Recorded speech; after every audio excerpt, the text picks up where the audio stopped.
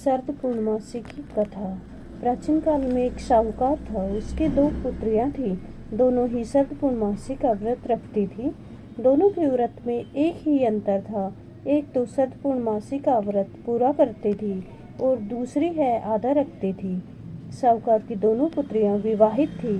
साहूकार की जो पुत्री शरद पूर्णमासी का पूरा व्रत रखती थी उसके सुंदर और दीर्घायु संतान उत्पन्न होती थी, और साहूकार की जो पुत्री शरद पूर्णमासी का आधा व्रत रखती थी उसकी संतान उत्पन्न होने के कुछ वर्ष बाद ही मर जाती थी।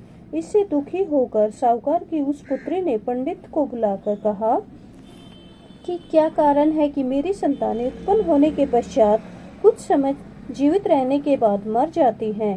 इस पर पंडित ने कहा, ऐसा इसलिए होता है कि तुम शरद पूर्णमासी का अधूरा व्रत रखते हो। व्रत अधूरा रहने के कारण तुम्हारी संतानें उत्पन्न होकर मर जाया करती हैं। साहूकार की पुत्री ने जब यह बात जानी तो वह शरद पूर्णमासी का व्रत पूरा रखने लगी, परंतु इतना करने पर भी उसके जब पुत्र उत्पन्न होकर मर गया तो उसने अपने मृत पुत्र को उसी पीढ़े पर सुला दिया जिस पर वह पूर्णमासी का व्रत विधान से पूजन करती थी।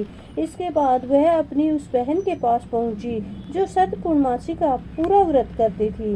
वह अपनी उस बहन को बुलाकर लाई। जब वह आई तो उसने उसके बैठने के लिए वही पीढ़ा सरका दिया जिस पर उसका मृत पुत्र लिटाया हुआ था। जैसे उसकी बहन के घाघरे से मृत बालक के शरीर से स्पर्श हुआ कि लड़का जीवित हो उठा।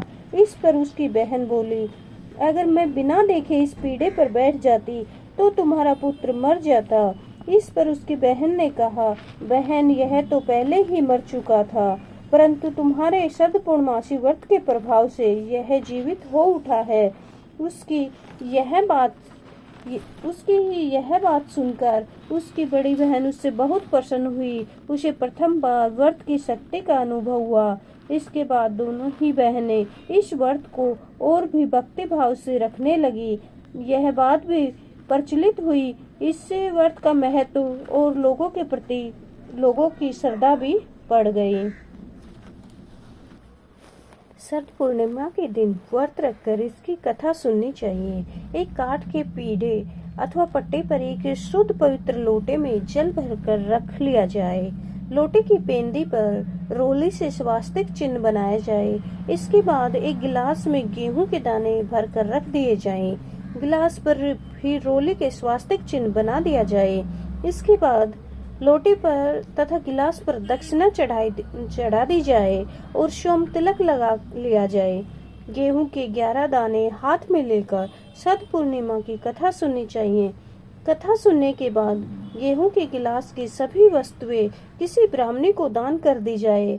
लोटे के जल को रखा रहने दे। जब संध्या काल में चंद्र उदय होने लगे तो इसी जल से चंद्रमा को अर्घ्य दे। अर्घ्य देने के उपरांत विधि विधान सहित चंद्रदेव का पूजन भी करें।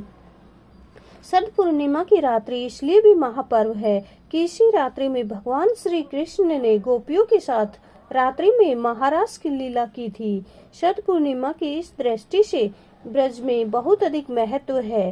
धार्मिक मान्यता है कि इस कलयुग में भी भगवान श्री कृष्ण शरद पूर्णिमा की रात्रि को ब्रज में अवतरित होते हैं तथा अपनी महारास लीला को दोहराते हैं। ब्रजवासी शरद पूर्णिमा को बहुत महत्व देते हैं। ब्रज में शरद पूर्णिमा का पर्व सर्वाधिक धूमधाम से मनाया जाता है। इस रात ब्रज में अनुराग, राग, रास, रंग का महोत्सव छा जाता है। सारा वातावरण संगीत और कृष्ण लीला से गूंज उठता है। इस दिन ब्रज में 15-16 तक की संख्या में रास मंडलियां एक साथ एकत्रित होकर भगवान कृष्ण की महारास लीला की लीला रचाती हैं। शरद पूर्णिमा की रात्रि को भगवान शंकर के पुत्र स्वामी कार्तिकेय जी का भी भक्ति पूर्वक विधि विधान सहित पूजन करना चाहिए। कुछ जगहों में परंपरा इस रूप में भी प्रचलित है कि बहनें अपने भाइयों की रक्षा एवं उन्नति के लिए व्रत रखती हैं।